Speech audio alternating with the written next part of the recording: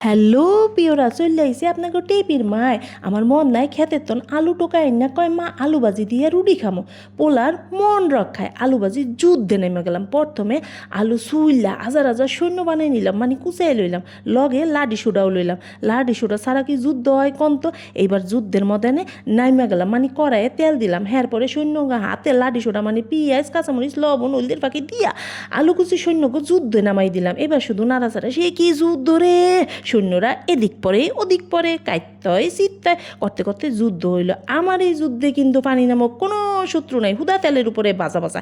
এই যুদ্ধে কিছু সৈন্য একটু বেশি আহত হয়েছে, মানে পুইরা গেছে, বাকিরা সুস্থ আছে একেরে লাল লাল।